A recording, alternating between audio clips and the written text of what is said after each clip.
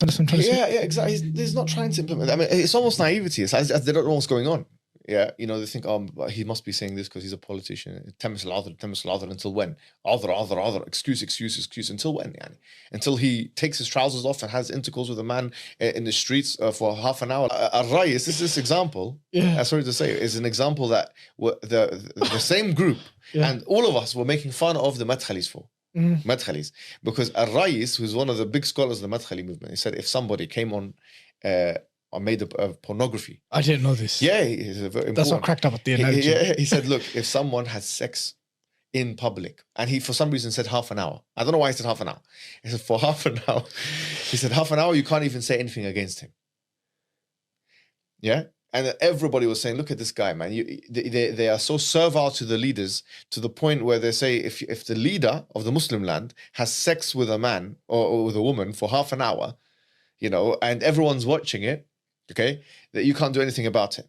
Then a Salafi, I can't remember his name, a Sheikh, he said that actually in the Islamic state he would have to be given the had because because he's not above the had. He's not above absolutely. But put that aside, these guys are saying the same thing as the Madkhalis are saying, but in a different way. In the Western context, they're saying that so long as this guy is serving our political interest, so long as he's in politics, khali, let him do what he wants. He's until what? If you can do kufr, you can do anything else now.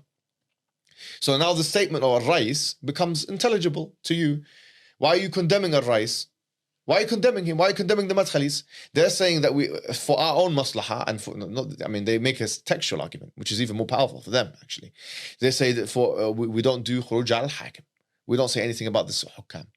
This guy, he's not even a hakim because he has no shawka, which means he has no actual authority of military, because in this country, Scotland's a devolved thing, and they don't have their own standing military, right?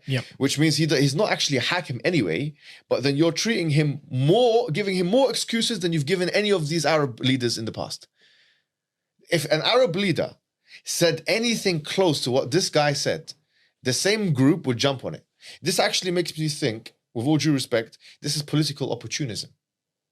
Because why is it that you allow the Westerner to do it and not this guy to do it? You have to have consistency.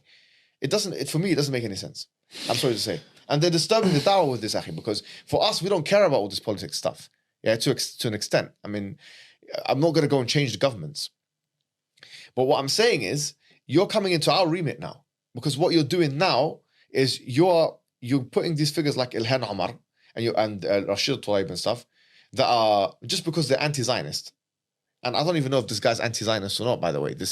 He might not be. He might be a supporter of the state of Israel. He might be a Zionist. I mean, he has voiced support for the Palestinian cause. He has been critical of Israel in the past, but that's not a criteria. No, it could be changed. But anyway, that's not a furqan for us to basically, judge the man for. Agreed. But I'm saying just because you're anti-Zionist, you can say what you want.